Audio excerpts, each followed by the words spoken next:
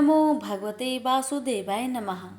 आप सभी भक्तगणों को पाप मोचनी एकादशी व्रत की ढेर सारी शुभकामनाएं। आज आप सभी श्रवण करेंगे पाप मोचनी एकादशी व्रत में सुनी जाने वाली सभी कथाएं एक साथ। इस एकादशी की व्रत को जो भी व्यक्ति के रखता है उसको सुख समृद्धि की प्राप्ति होती है और साथ ही भगवान विष्णु और माँ लक्ष्मी का आशीर्वाद प्राप्त होता है। इस एकादशी के व्रत को रखने और इन कथाओं को श्रवण से सभी पापों से मुक्ति मिल जाती है। साथ ही विष्णु भगवान की कृपा से जीवन में हर मोड़ पर सफलता हासिल होती है। आइए श्रवण करते हैं कथा। धर्मराज युधिष्ठिर बोले, हे जनार्दन, चैत्र मास के कृष्ण पक्ष की एकादशी का क्या नाम है तथा उसकी विधि क्या है? कृपा करके आप मुझे बतलाए। श्री भगवान बोले, हे राजन, चैत्र मास के कृष्ण पक्ष की एकादशी का नाम पाप मोचनी एकादशी है। इसके व्रत के प्रभाव से मनुष्य के सभी पापों का नाश होता है। यह सब व्रतों से उत्तम व्रत है। इस पाप मोचनी एकादशी की महात्म्य के श्रवण व पठन से समस्त पाप नाश को प्राप्त हो जाते हैं। एक समय देव ऋषि नारद ने जगत पिता ब्रह्मा जी से कहा, महाराज, आप मुझसे चैत्र मास के कृष्ण पक्ष की एकादशी का विधान कहिए। ब्रह्मा जी कहने लगे कि हे नारद, चैत्र माह के कृष्ण पक्ष की एकादशी पाप मोचनी एकादशी के रूप में मनाई जाती है।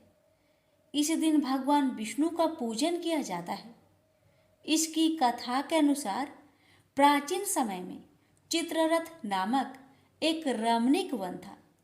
इस वन में देवराज इंद्र गंधर्व कन्याओं तथा देवताओं सहित स्वच्छंद विहार करते थे। एक बार मेधावी नामक ऋषि भी वहां पर तपस्या कर रहे थे। वे ऋषि शिव उपासक तथा अप्सराएं शिव द्रोहिणी अनंग दासी अनुचरी थी। एक बार कामदेव ने मुनि का तप भंग करने के लिए उनके पास मंजू घोषा नामक अप्सरा को भेजा। युवा अवस्था वाले मुनि अप्सरा के हाव भाव, नित्य गीत तथा कटाक्षों पर काम मोहित हो गए। रति कीड़ा करते हुए 57 वर्ष व्यतीत हो गए। एक दिन मंजू घोषा ने देवलोक जाने की आज्ञा मांगी। उसके द्वारा आज्ञा मांगने पर मुनि को भान आया और उन्हें आत्मज्ञान हुआ कि मुझे रसातल में पहुंचाने का एकमात्र कारण अप्सरा मंजू घोषा ही है। क्रोधित होकर उन्होंने मंजू घोषा को पिचासनी होने का श्राप दे दिया। श्राप सुनकर मंजू घोषा ने कांपते हुए श्री ऋषि से मुक्ति का उपाय पूछा। तब मुनि श्री ने पाप मोचनी एकादशी का व्रत रखने को कहा और अप्सरा को मुक्ति का उपाय बताकर पिता चमन्य के आश्रम में चले गए। पुत्र के मुख से श्राप देने की बात सुनकर चमन्य ऋषि ने पुत्र की घोर निंदा की तथा उन्हें पाप मोचनी चैत्र कृष्ण एकादशी का व्रत करने की आज्ञा दी। व्रत के प्रभाव से मंजू घोष अप्सरा पिचासनी देह से मुक्त होकर देवलोक को चली गई। अतः हे नारद, जो कोई मनुष्य विधि पूर्वक इस व्रत को करेगा उसके सारे पापों की मुक्ति होना निश्चित है। और जो कोई इस व्रत के महात्म्य को पढ़ता और सुनता है उसे सारे संकटों से मुक्ति मिल जाती है। प्रेम से बोलिए लक्ष्मी नारायण की जय। युधिष्ठिर ने भगवान श्री कृष्ण से पूछा, भगवान, पुण्यमयी एकादशी तिथि कैसे उत्पन्न हुई? इस संसार में वह क्यों पवित्र मानी गई तथा देवताओं को कैसे प्रिय हुई? श्री भगवान बोले, हे कुंती नंदन, प्राचीन समय की बात है। सत्य युग में मूर नामक दानव रहता था। वह दानव बड़ा ही अद्भुत, अत्यंत रौद्र तथा संपूर्ण देवताओं के लिए भयंकर था। उस काल रूपधारी दुरात्मा महासुर ने इंद्र को भी जीत लिया था। संपूर्ण देवता उससे परास्त होकर स्वर्ग से निकाले जा चुके थे और शंकित तथा भयभीत होकर पृथ्वी पर विचारा करते थे। एक दिन सब देवता महादेव जी के पास गए। वहां इंद्र ने भगवान शिव के आगे सारा हाल कह सुनाया। इंद्र बोले, महेश्वर, ये देवता स्वर्ग लोक से निकाले जाने के बाद पृथ्वी पर विचर रहे हैं। मनुष्यों के बीच रहना इन्हें शोभा नहीं देता है। हे महादेव, कोई उपाय बतलाइए। ये देवता अब किसका सहारा ले? महादेव जी ने कहा, देवराज, जहाँ सबको शरण देने वाले, सबकी रक्षा में तत्पर रहने वाले जगत के स्वामी भगवान गरुड़ ध्वज विराजमान है, तुम लोग वहाँ जाओ, वे ही तुम लोगों की रक्षा करेंगे। भगवान श्री कृष्ण कहते हैं, युधिष्ठिर, महादेव जी की यह बात सुनकर परम बुद्धिमान देवराज इंद्र संपूर्ण देवताओं के साथ क्षीर सागर में गए, जहां भगवान गदाधर सो रहे थे। इंद्र ने हाथ जोड़कर उनकी स्तुति की। इंद्र बोले, देवेश्वर, आपको नमस्कार है। देव, आप ही पति, आप ही मति, आप ही कर्ता और आप ही कारण हैं। आप ही सब लोगों की माता और आप ही इस जगत के पिता हैं। देवता और दानव दोनों ही आपका वंदना करते हैं। पुंडरीकाक्ष, आप दैत्यों के शत्रु हैं। मधुसूदन, आप हम लोगों की रक्षा कीजिए।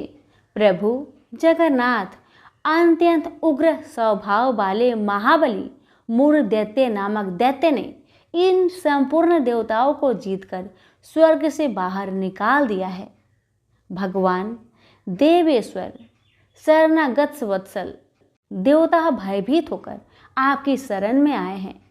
दानवों का विनाश करने वाले कमल नयन भक्त वत्सल देवेश्वर जनार्दन, हमारी रक्षा कीजिए, रक्षा कीजिए। भगवान, शरण में आए हुए देवताओं की सहायता कीजिए। इंद्र की बात सुनकर भगवान विष्णु बोले, देवराज, यह दानव कैसा है? उसका रूप और बल कैसा है तथा उस दुष्ट के रहने का स्थान कहाँ है? इंद्र बोले, देवेश्वर, पूर्व काल में ब्रह्मा जी के वंश में तालजंग नामक एक महान असुर उत्पन्न हुआ था, जो अत्यंत भयंकर था। उसका पुत्र मूर दानव के नाम से विख्यात है। वह भी अत्यंत उत्कट, महापराक्रमी और देवताओं के लिए भयंकर है। चंद्रावती नाम से प्रसिद्ध एक नगरी है, उसी में स्थान बनाकर वह निवास करता है। उस दैत्य ने समस्त देवताओं को परास्त करके उन्हें स्वर्ग लोक से बाहर कर दिया है। उसने एक दूसरे ही इंद्र को स्वर्ग के सिंहासन पर बैठाया है। अग्नि, चंद्रमा, सूर्य, वायु तथा वरुण भी उसने दूसरे ही बनाए हैं। जनार्दन, मैं सच्ची बात बता रहा हूँ, उसने सब कोई दूसरे ही कर लिए हैं। देवताओं को तो उनके प्रत्येक स्थान से वंचित कर दिया है। इंद्र की बात सुनकर भगवान जनार्दन को बड़ा क्रोध आया। उन्होंने देवताओं को साथ लेकर चंद्रावती नगरी में प्रवेश किया। भगवान गदाधर ने देखा दैत्यराज बारंबार गर्जना कर रहा है और उससे परास्त होकर संपूर्ण देवता दसों दिशाओं में भाग रहे हैं। अब वह दानव भगवान विष्णु को देखकर बोला, खड़ा रह, खड़ा रह। उसकी यह ललकार सुनकर भगवान के नेत्र क्रोध से लाल हो गए। विष्णु भगवान बोले, अरे दुराचारी दानव, मेरी इन भुजाओं को देख। यह कहकर भगवान श्री हरि विष्णु ने अपने दिव्य बाणों से सामने आए हुए दुष्ट दानव को मारना आरंभ किया। दानव भय से बिहल हो उठे। पांडुनंदन तत्पश्चात श्री विष्णु ने दैत्य सेना पर चक्र का प्रहार किया। उससे छिन्न भिन्न होकर सैकड़ों योद्धा मौत के मुख में चले गए। इसके बाद भगवान मधुसूदन बद्रिका आश्रम में चले गए। वहां सिंहवती नाम की गुफा थी जो 12 योजन लंबी थी। पांडुनंदन, उस गुफा में एक ही दरवाजा था। भगवान विष्णु उसी में सो गए। वह दानव मूर भगवान को मार डालने के उद्देश्य से उनके पीछे पीछे तो लगा ही था अतः उसने भी उसी गुफा में प्रवेश किया। वहां भगवान को सोते देख उसे बड़ा हर्ष हुआ। उसने सोचा, यह दानों को भय देने वाला देवता है, अतः निसंदेह इसे मैं मार डालूंगा। युधिष्ठिर दानव के इस प्रकार विचार करते ही भगवान विष्णु के शरीर से एक कन्या प्रकट हुई, जो बड़ी ही रूपवती, सौभाग्यशालिनी तथा दिव्य अस्त्र शस्त्रों से सुसज्जित थी। वह भगवान के तेज के अंश से उत्पन्न हुई थी। उसका बल और पराक्रम महान था। युधिष्ठिर दानवराज मूर ने उस कन्या को देखा। कन्या ने युद्ध का विचार करके दानव के साथ युद्ध करने के लिए याचना की। युद्ध छिड़ गया। कन्या सब प्रकार की युद्ध कला में निपुण थी। वह महान असुर उस कन्या के हुक्कार मात्रा से ही जलकर राख के ढेर में परिवर्तित हो गया। दानव के मारे जाने पर भगवान जाग उठे। उन्होंने दानव को धरती पर इस प्रकार निष्प्राण पड़ा देखकर कन्या से पूछा, मेरा यह शत्रु अत्यंत उग्र और भयंकर था, किसने इसका वध किया है? तब कन्या बोली, स्वामीन, आपके ही प्रसाद से मैंने ही इस महादैत्य का वध किया है। श्री भगवान ने कहा, कल्याणी, तुम्हारे इस कर्म से तीनों लोकों के मुनि और देवता आनंदित हुए हैं। अतः तुम्हारे मन में जैसी इच्छा हो उसके अनुसार मुझसे कोई वर मांग लो। देव दुर्लभ होने पर भी वह वर मैं तुम्हें अवश्य दूंगा, इसमें तनिक भी संदेह नहीं है। वह कन्या साक्षात एकादशी ही थी। उसने कहा, प्रभु, यदि आप प्रसन्न है तो आपकी कृपा से सब तीर्थों में प्रधान, समस्त विघ्नों का नाश करने वाली तथा सब प्रकार की सिद्धि देने वाली देवी हो। जनार्दन, जो लोग आप में भक्ति रखते हुए मेरे दिन को उपवास करेंगे, उन्हें सब प्रकार की सिद्धि प्राप्त हो। हे माधव, जो लोग उपवास बिना भोजन के अथवा एक वक्त भोजन ग्रहण करके मेरे व्रत का पालन करें, उन्हें आप धन, धर्म और मोक्ष प्रदान दीजिए। परम दयालु भगवान श्री हरि नारायण बोले, कल्याणी, तुम जो कुछ कहती हो वह सब पूर्ण होगा। सभी प्रेम से बोलिए, एकादशी माता की जय, लक्ष्मी नारायण की जय। एक बार इंद्र सहित देवताओं ने भगवान शिव की परीक्षा करनी चाहिए। वह देवों के गुरु बृहस्पति के साथ कैलाश पर्वत पर पहुंचे। शिव ने अपनी आत्मिक शक्ति के बल पर जान लिया कि ये लोग मेरी परीक्षा लेने आ रहे हैं। अतः उन्होंने एक अवधूत का भेष धारण कर लिया और उनके मार्ग में आ खड़े हुए। इंद्र ने उन्हें राह से हट जाने का संकेत किया, किंतु अवधूत भेषधारी शिव अपने स्थान पर खड़े रहे। यह देख इंद्र को क्रोध आ गया। बोले, अरे हट रास्ते से, जानता नहीं मैं कौन हूँ? हट जा, नहीं तो वज्र से तेरे टुकड़े टुकड़े कर दूंगा। धमकी सुनकर अवधूत भेषधारी शिव को क्रोध आ गया। उन्होंने जोर से एक हुक्कार भरी, जिसे सुनकर चारों दिशाएं कांप उठी। गुरु बृहस्पति तुरंत भाग गए कि अवधूत वास्तव में कोई और न होकर स्वयं भगवान शिव है। उन्होंने इंद्र को संकेत करके कहा, क्या अनर्थ कर रहे हो सुरेंद्र? तुम भगवान शिव को नहीं पहचान रहे हो, ये तो साक्षात भगवान शिव है। इंद्र को अपनी भूल का ज्ञान हुआ। वह तुरंत भगवान शिव के चरणों में गिरकर क्षमा याचना करने लगे। क्षमा करे भगवान, मुझसे पहचानने में भूल हो गई। गुरु बृहस्पति ने कहा, हाँ प्रभु, देवेंद्र को क्षमा कर दीजिए, आपको पहचान नहीं पाए थे। अनजाने में ही इन्होंने आपको अब सब कह दिए, क्षमा कीजिए। गुरु बृहस्पति के अनुनय विनय करने पर शिव ने इंद्र को क्षमा कर दिया। इस घटना के कुछ दिनों बाद एक विलक्षण चमत्कार हुआ। समुद्र तट पर गंगा सागर के किनारे एक बालक रेत में पड़ा हुआ रुदन कर रहा था। उसके गले से इतना प्रलयकारी रुदन फूट रहा था कि उससे चारों दिशाएं कांपने लगी। देव दानव दैत्य सब घबरा गए। वायु थम सी गई। घबराए हुए देवता इंद्र सहित पितामह ब्रह्मा के पास पहुंचे और उनसे कहा, पितामह, सागर संगम पर एक अद्भुत बालक रेत में पड़ा रो रहा है। वह इतनी जोर जोर से रुदन कर रहा है कि देवों में भय छा गया है। कृपया चलकर इस संकट को दूर कीजिए। पितामह ब्रह्मा इंद्र आदि देवताओं के साथ सागर संगम पहुंचे। पितामह के पहुंचते ही सागर अपने स्थान से निकला। उसने इंद्र सहित पितामह की वंदना की। ब्रह्मा ने सागर से पूछा, जल में रेत पर पड़ा यह बालक कौन है? इसके रुदन को सुनकर समस्त संसार त्रस्त हो रहा है। सागर ने कहा, मैं नहीं जानता भगवान। एक दिन एक विलक्षण तेज लहरों में आ गया था, उसी से इस बालक की उत्पत्ति हुई है। यह कहकर सागर ने बालक को गोद में उठाया और ब्रह्मा की गोद में दे दिया। ब्रह्मा की गोद में आते ही बालक ने रोना बंद कर दिया और कुछ देर में अचानक बालक की बाहें आगे बढ़ी। उसकी दोनों बाहें ने ब्रह्मा का गला पकड़ लिया। यह देख अन्य देवता स्तंभित हो उठे। ब्रह्मा ने अपने गला छुड़ाने का प्रयास किया, किंतु बालक के हाथों की पकड़ और मजबूत हो गई।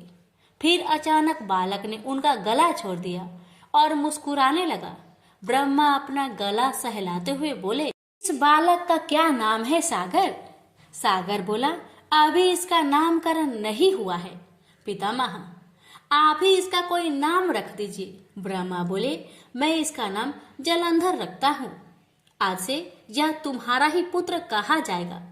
बच्चे का नामकरण करके सागर के हाथों में सौंपकर पितामह सहित सब देवता अपने अपने धाम लौट गए। बालक कुछ बड़ा हुआ तो पितामह की आज्ञा से आचार्य शुक्र ने उसे शिक्षा देनी आरंभ कर दी। देखते ही देखते बालक युवक बन गया। शुक्राचार्य ने उसे दैत्यों का सम्राट बना दिया और कालनेमी नामक एक असुर की वृंदा नामक कन्या से उसका विवाह कर दिया। जलंधर महाबलवान सिद्ध हुआ। देखते ही देखते उसने समस्त सागर के द्वीपों पर अपना शासन स्थापित कर लिया। उसकी पत्नी वृंदा ने हर मामले में उसके साथ सहयोग किया। वृंदा एक सती स्त्री थी। उसे ब्रह्मा का वरदान मिला हुआ था कि जब तक उसका अस्तित्व कायम रहेगा, सुर असुर देव दानव कोई भी उसके पति का बाल भी बांका नहीं कर पाएगा। एक दिन आचार्य शुक्र जलंधर की राजसभा में पधारे। जलंधर ने आचार्य की चरण वंदना की और उन्हें ऊंचे स्थान पर बैठाकर पूछा, आचार्य, हमारे यहाँ एक राहु नामक वीर है। मैं जानना चाहता हूँ कि उसका सिर क्यों नहीं कटा हुआ है। आचार्य शुक्र ने कहा, दैत्यराज, राहु का सिर भगवान विष्णु ने अपने सुदर्शन चक्र से काट दिया था। जलंधर बोला, मगर क्यों आचार्य? राहु ने ऐसा क्या कसूर कर दिया था? उत्तर में शुक्राचार्य ने उसे सागर मंथन की समस्त कथा सुनाकर कहा, उसका अपराध यह था कि उसने देवताओं की पंक्ति में बैठकर धोखे से अमृत पान कर लिया था। जलंधर बोला, तो इसमें क्या अपराध हो गया आचार्य? आखिर अमृत निकाला भी तो दैत्यों और देवताओं के सम्मिलित प्रयास से ही था। फिर अकेले देवता ही उस अमृत को पी जाने के अधिकारी कैसे बन गए? आचार्य बोले, इसमें भी विष्णु की छल नीति थी दैत्यराज। समुद्र से निकले समस्त रत्न देवराज इंद्र ले गए थे। यह सुनकर जलंधर क्रोधित होकर बोला, मैं ऐसा हरगिज नहीं होने दूंगा। मेरे पिता के रत्नों का अधिकार इंद्र नहीं, स्वयं मैं हूँ। देवताओं को सागर के रत्न लौटाने ही पड़ेंगे। उसके बाद शुक्राचार्य तो वापस अपने स्थान पर चले गए और जलंधर ने घमसर नामक दैत्य को बुलाकर इंद्रपुरी रवाना कर दिया, ताकि वह इंद्र को यह संदेश दे आए कि सागर मंथन से प्राप्त सारे रत्नों को उसे सौंप दे। घसमर इंद्रपुरी पहुंचा। उसने इंद्र से कहा, देवराज, मैं दैत्यराज जलंधर का एक संदेश लेकर उपस्थित हुआ हूँ। दैत्यराज ने कहा है कि सागर मंथन के दौरान उसके पिता के जो रत्न आपने हथिया लिए थे उन्हें तुरंत लौटा दे। इंद्र ने आचार्य से कहा, रत्न? कैसे रत्न? दैत्यराज से कहना कि वह रत्न तो देवों के परिश्रम के फल थे। सेवक बोला, लेकिन परिश्रम तो देव और दानव दोनों ने ही किया था, फिर रत्न अकेले देव के कैसे हो गए? सीधा तरह रत्नों को लौटा दो, वरना इसका परिणाम बड़ा भयंकर होगा। यह सुनकर इंद्र क्रोधित होकर बोला, तुम्हारा इतना साहस, मेरी पूरी में ही मुझे धमकाते हो? ठहरो पापी, मैं अभी तुम्हें इसका मजा चखाता हूँ। यह कहकर इंद्र ने अपना वज्र निकाल लिया, लेकिन तभी आचार्य बृहस्पति ने उसे रोक दिया और उसे समझाते हुए बोले, क्रोध में मत आओ सूर्यराज, यह दूत है और दूत अवध्य होता है, इसे जाने दो। हमसर वापस जलंधर के पास पहुंचा और इंद्र द्वारा किया गया उत्तर उसे कह सुनाया। सुनकर जलंधर आग बबूला हो उठा। उसने तुरंत चारों दिशाओं में स्थित दैत्यों के पास संदेश भिजवा दिया कि वे तुरंत इंद्रपुरी पर आक्रमण कर दे। साथ ही अपने सेनापतियों शुभ और निशुभ के साथ इंद्रलोक पर चढ़ाई कर दी। शीघ्र ही दैत्यों की सेना इंद्र के नंदन वन में जा पहुंची और सैनिक ने देवताओं का विध्वंस करना आरंभ कर दिया। दैत्यों के दल अमरावती को नष्ट भ्रष्ट करने में लग गए। दोनों पक्षों के वीरों की लाशें जमीन पर गिरने लगी। आचार्य बृहस्पति देवों की ओर से और शुक्राचार्य दैत्य की ओर से घायल और मृत वीरों का उपचार करने लगे और वे पुनः जीवित होकर युद्ध करने लगते। युद्ध चलता रहा, लेकिन किसी भी पक्ष को विजय नहीं मिल पा रही थी।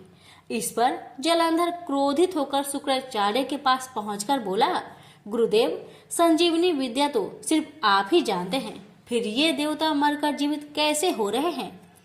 शुक्राचार्य बोले, दैत्यराज, संजीवनी बूटी का उपयोग करना आचार्य बृहस्पति भी जानते हैं। उन्होंने कई देवता इसी काम पर लगा रखे हैं कि वे ड्रोनगिरी से संजीवनी बूटी लाते रहे। यदि किसी तरह देवताओं द्वारा ड्रोनगिरी से बूटी लाना रोक दिया जाए तो आचार्य बृहस्पति देवों को पुनः जीवित न कर पाएंगे। अंधर बोला, लेकिन हमें इस तरह से तो अपनी सेना का एक बड़ा हिस्सा द्रोणगिरी पर्वत की ओर ले जाना पड़ेगा और यहाँ तो भयंकर गति से युद्ध चल रहा है। शुक्राचार्य बोले, तो फिर क्यों ना द्रोणगिरी पर्वत को ही सागर में डुबो दिया जाए, ना रहेगा बांस ना बजेगी बांसुरी। शुक्राचार्य की बात सुनकर जलंधर अमरावती छोड़कर द्रोणगिरी पर्वत पर जा पहुंचा और अपने मंत्रविद बाणों से उसे समुद्र में डुबो दिया। इससे देवताओं को संजीवनी बूटी मिलनी बंद होने लगी। देवताओं में घबराहट फैल गई। इंद्र घबराता हुआ आचार्य बृहस्पति के पास पहुंचा। बोला, हमारे वीर बड़ी संख्या में हताहत हो रहे हैं। आचार्य, अब क्या होगा? इस तरह तो समस्त देवताओं का विनाश हो जाएगा। आचार्य बृहस्पति बोले, मेरी सलाह मानो देवेंद्र, यह युद्ध तुरंत बंद कर दो और अपनी सेना सहित भागकर जान बचा लो। जलंधर भगवान शिव के तेज से पैदा हुआ है। इसमें भगवान शिव का अपार बल है। तुम अपनी जान बचाओ, बाद में कोई न कोई उपाय जलंधर को मारने का निकल ही आएगा। आचार्य बृहस्पति की सलाह मानकर देवता युद्ध छोड़कर भाग निकले और मेरु पर्वत की कंदराओं में जा छिपे। शुभ निशुभ सहित दैत्यों की सेना ने उनका पीछा किया, किंतु देवता पहाड़ की गुफाओं में पहुंचकर अदृश्य हो गए। थक हार कर दैत्यों की सेना वापस लौट पड़ी। जलंधर ने सारी अमरावती को लूट लिया और स्वयं इंद्र के सिंहासन पर बैठ गया। इंद्र मेरु पर्वत की कंदराओं से निकला और अपनी साथियों के साथ भगवान विष्णु के पास पहुंचा। उसने भगवान विष्णु से प्रार्थना की, रक्षा कीजिए प्रभु, जलंधर ने समस्त अमरावती तबाह कर दिया है। हजारों देवता मारे गए हैं। स्वयं मैं भी मुश्किल से जान बचाकर यहाँ तक आया हूँ। विष्णु ने इंद्र को अवशासन देते हुए कहा, घबराओ मत सूर्यराज, मैं स्वयं तुम्हारी सहायता को चलता हूँ। जलंधर अब ज्यादा दिनों तक नहीं बच सकेगा। फिर विष्णु अमरावती जा पहुंचे। विष्णु के वहां पहुंचते ही देवताओं में नवीन स्फूर्ति का संचार होने लगा। वे शत्रु सेना पर प्रहार करने लगे। जलंधर बड़े प्रबल वेग से विष्णु के सम्मुख आ डटा। विष्णु जिस भी अस्त्र शस्त्र का उस पर प्रयोग करते, जलंधर उन्हें तुरंत निष्फल कर देता। आखिर में विष्णु ने हार मान ली। बोला, तुम वाकई वीर हो जलंधर, मेरे इतने अस्त्रों को भी तुमने निष्फल कर दिया। अब यह युद्ध बंद कर दो। जलंधर बोला, यह युद्ध अब एक ही शर्त पर बंद हो सकता है देव, यदि आप मेरी बहन लक्ष्मी सहित मेरे द्वीपों पर मेरा आतिथ्य स्वीकार करें। विष्णु ने जलंधर की शर्त स्वीकार कर ली। जलंधर के आदेश पर युद्ध बंद हो गया। भगवान विष्णु लक्ष्मी सहित सागर द्वीप पर पहुंचे। जलंधर अमरावती की सारी संपदा को अपनी राजधानी ले आया और बड़े प्रेम से भगवान विष्णु की आतिथ्य सेवा करने लगा। एक दिन देवऋषि नारद उनकी सभा में पधारे। जलंधर ने उनका स्वागत सत्कार किया। नारद जी बोले, दैत्यराज, इस समय समस्त ऐश्वर्य तुम्हें उपलब्ध है, किंतु एक चीज की कमी है। जलंधर बोला, कमी? किस चीज की कमी है देवऋषि? सब कुछ तो मेरे पास मौजूद है। नारद बोले, एक ऐसी सुंदरी की कमी है जो सुंदर होते हुए भी सर्वगुण संपन्न हो। हालांकि तुम्हारी पत्नी वृंदा स्वयं भी बहुत सुंदर है, किंतु शिव की पत्नी पार्वती की बात ही कुछ और है। जलंधर बोला, यदि ऐसा है तो देवऋषि मैं पार्वती को जरूर अपनी पत्नी बनाऊंगा। मैं आज ही अपना सेना को कैलाश पर चढ़ाई करने का आदेश देता हूँ। मतिमंद जलंधर अपनी सेना लेकर कैलाश पर्वत पर टूट पड़ा। उसकी सेना और शिव गणों में भयंकर युद्ध छिड़ गया। आखिर शिव के गण युद्ध भूमि छोड़कर भाग निकले। विवश होकर भगवान शिव को युद्ध भूमि में जाना पड़ा। अपने स्वामी की उपस्थिति में शिव गणों का उत्साह बढ़ गया। वे तीव्र वेग से दैत्य सेना पर टूट पड़े और उनका संहार करना शुरू कर दिया। शिव जलंधर के सम्मुख आ डटे। दोनों में विकट युद्ध छिड़ गया। दूसरी ओर भगवान विष्णु अपनी कुछ और ही माया रच रहे थे। जलंधर की पत्नी वृंदा एक महान प्रतिव्रता नारी थी।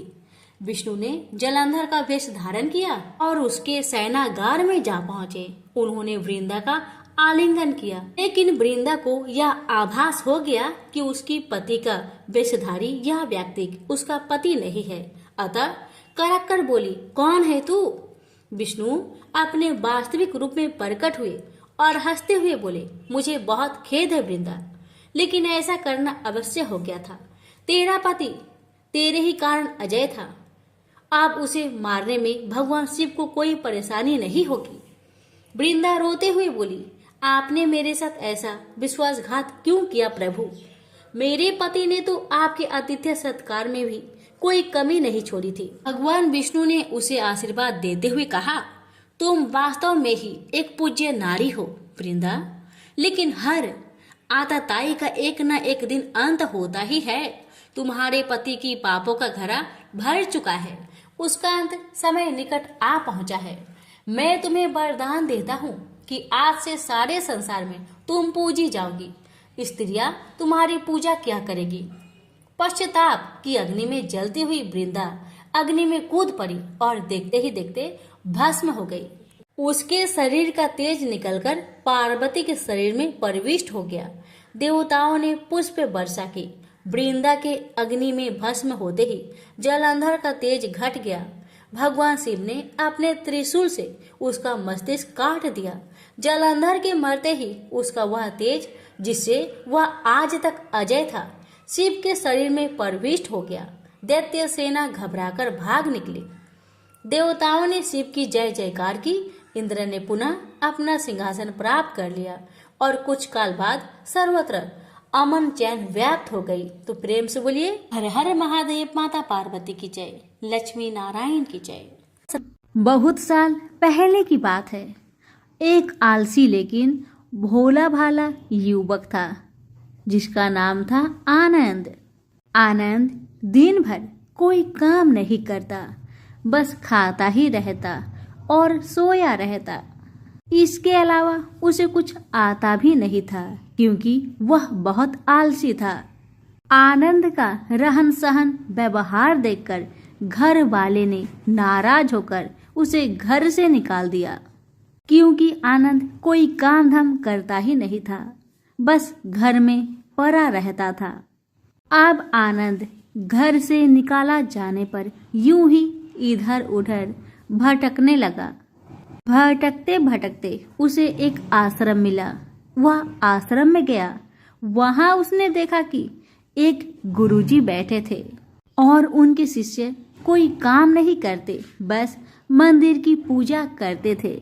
आनंद ने सोचा, वाह, ये काम तो मेरे लिए बहुत बढ़िया रहेगा। इसमें तो कोई काम धाम करना ही नहीं पड़ता है, बस पूजा ही तो करना है। आनंद बड़े प्रेम से गुरुजी के पास आकर पूछा, क्या मैं यहाँ रह सकता हूँ गुरुजी?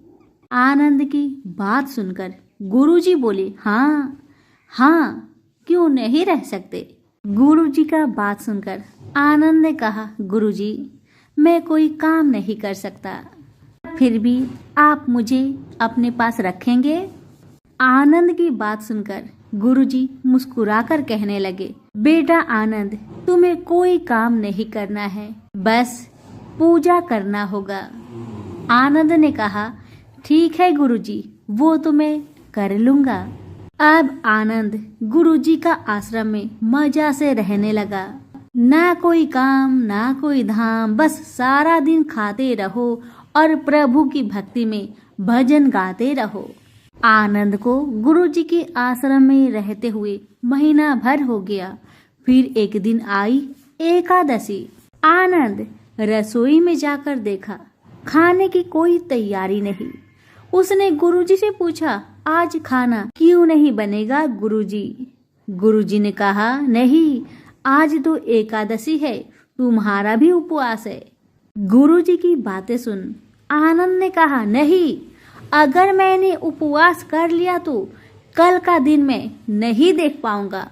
मैं तो उपवास नहीं कर सकता, मुझे बहुत भूख लगती है। आपने मुझे पहले क्यों नहीं बताया गुरुजी? आनंद की बात सुन गुरुजी ने कहा, ठीक है, तुम उपवास ना करो, पर खाना आज तुम्हारे लिए कोई नहीं बनाएगा, तुम्हें खुद बनाना होगा। बेचारा आनंद मरता क्या न करता, गया रसोई में। गुरुजी फिर आए, देखो, अगर तुम खाना बना लो तो राम जी को भोग जरूर लगा लेना और नदी के उस पार जाकर ही रसोई बनाना। आनंद ने कहा, ठीक है गुरुजी। लकड़ी, आटा, तेल, घी, सब्जी लेकर आनंद वहां से चले गए और जैसा तैसा खाना भी बनाया। खाने लगा तो याद आया, गुरुजी ने कहा था कि राम जी को भोग लगाना है। बस अब आनंद लगा भजन गाने, आओ मेरे राम जी, भोग लगाओ जी, प्रभु राम आइए, श्री राम आइए, मेरे भोजन का भोग लगाइए। जब कोई ना आया तो बेचैन हो गया कि यहाँ तो भूख लग रही है और राम जी तो आए ही नहीं। भोला मानस जानता नहीं था कि प्रभु साक्षात तो आएंगे नहीं, पर गुरुजी की बात मानना जरूरी है। फिर उसने कहा, देखो प्रभु राम जी, मैं समझ गया कि आप क्यों नहीं आ रहे हैं। मैंने रूखा सूखा बनाया है और आपको तरमाल खाने की आदत है, इसलिए नहीं आ रहे हैं। तो सुनो प्रभु, आज वहाँ भी कुछ नहीं बना है। सबका आज एकादशी व्रत है, खाना हो तो यह भोग ही खाओ। प्रभु श्री राम अपने भक्त की मासूमियत पर बड़े मुस्कुराए और माता सीता के साथ प्रकट हो गए। ये देखकर भक्त असमंजस में पड़ गया और मन ही मन में सोचने लगा कि गुरुजी ने तो कहा था कि राम जी आएंगे, पर यहाँ तो माता सीता भी आई है और मैंने तो भोजन बस 2 लोगों का बनाया है। चलो कोई बात नहीं, आज इन्हें ही खिला देते हैं, मैं भूखा ही रह जाता हूँ। आनंद बोला, प्रभु मैं भूखा रह गया, लेकिन मुझे आप दोनों को देखकर बड़ा अच्छा लग रहा है। लेकिन अगली एकादशी पर ऐसा ना करना, पहले बता देना कि कितने जन आ रहे हो, और हाँ, थोड़ा जल्दी ही आना। राम जी उसकी बात पर बड़े मुद्दित हुए और प्रसाद ग्रहण कर चले गए। अगली एकादशी तक यह भोला मानस सब भूल गया। उसे लगा प्रभु ऐसे ही आते होंगे और प्रसाद ग्रहण करते होंगे। फिर एकादशी आई तो आनंद ने गुरुजी से कहा, गुरुजी मैं चला खाना बनाने, पर इस बार थोड़ा ज्यादा अनाज लगेगा क्योंकि वहाँ 2 लोग आते हैं। गुरुजी आनंद की बात सुनकर मुस्कुराए और मन ही मन सोचने लगे, भूख के मारे आनंद बावला हो गया है। ये सोचकर उन्होंने कहा, ठीक है, ले जा और अनाज ले जा। अब की बार आनंद ने 3 लोगों का खाना बनाया और फिर गुहार लगाई, प्रभु राम आइए, सीताराम आइए, मेरे भोजन का भोग लगाइए। प्रभु की महिमा निराली है। भक्त के साथ कौतुक करने में उन्हें बड़ा मजा आता है। इस बार तो भगवान भाई लक्ष्मण, भरत, शत्रुघ्न और हनुमान जी को लेकर आ गए। ये देखकर भक्त को चक्कर आ गया कि यह क्या हुआ। एक का भोजन बनाया तो 2 आए, आज 2 का खाना ज्यादा बनाया तो पूरा खानदान आ गया। लगता है आज भी भूखा ही रहना पड़ेगा। सबको भोजन लगाया और बैठे बैठे देखता रहा। अनजाने में ही उसकी ये भी एकादशी हो गई।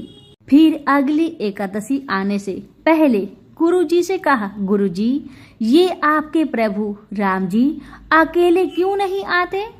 हर बार कितने सारे लोग को ले आते हैं, इस बार अनाज ज्यादा देना। गुरुजी को लगा कहीं यह अनाज बेचता तो नहीं, देखना पड़ेगा जाकर।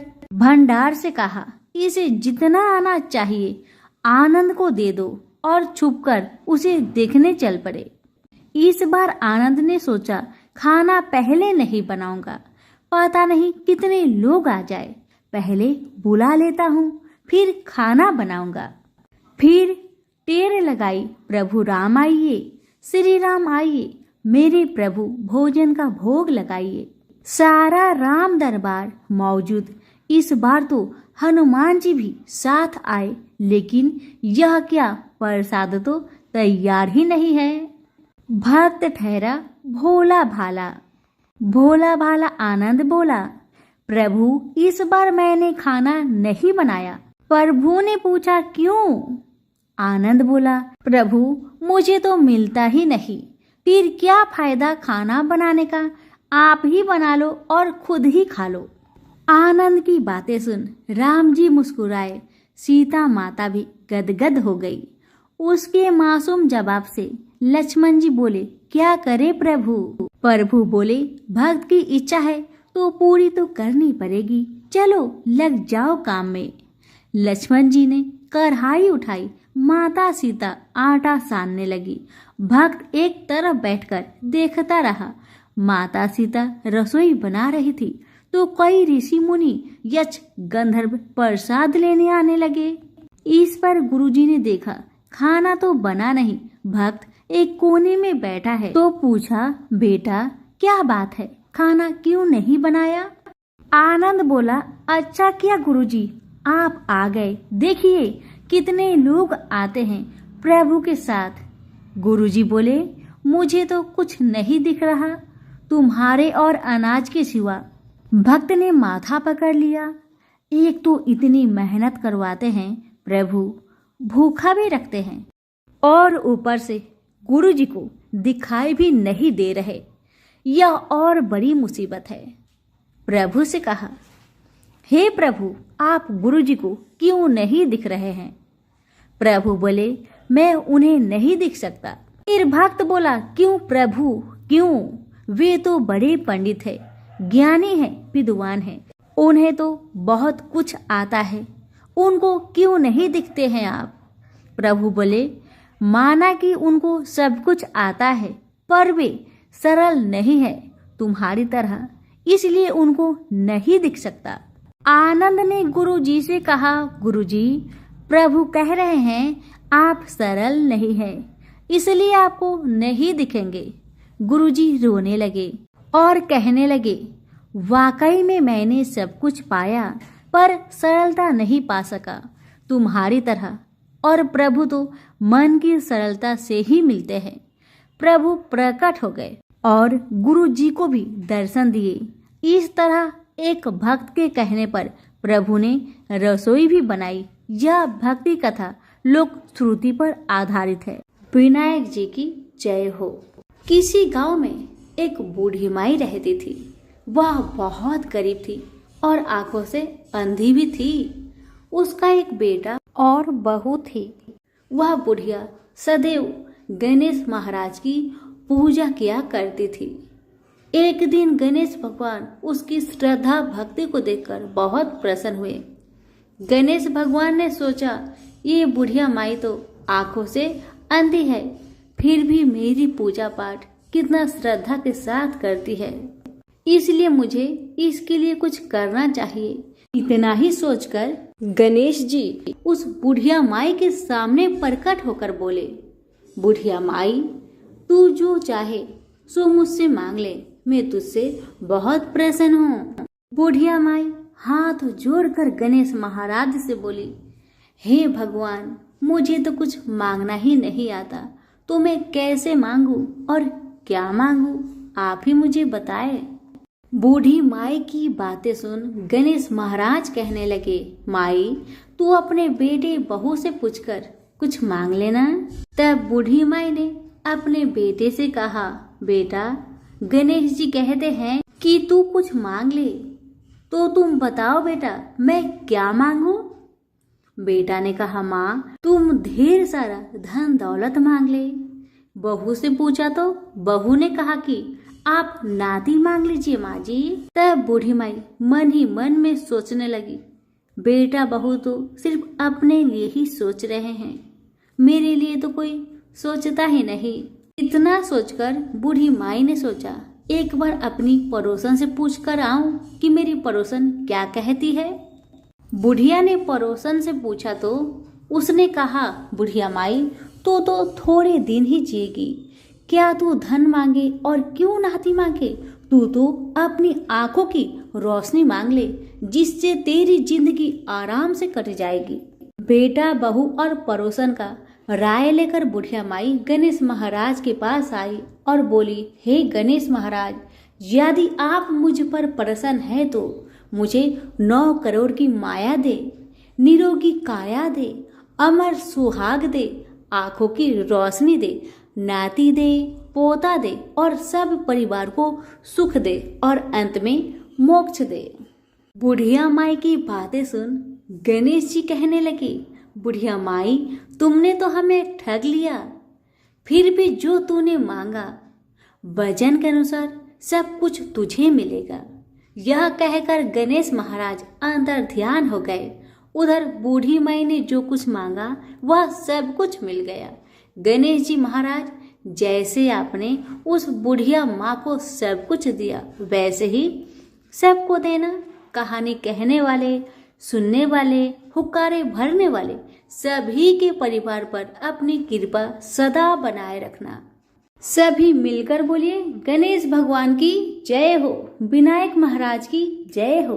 कथा अच्छी लगे तो लाइक शेयर जरूर करें। धन्यवाद।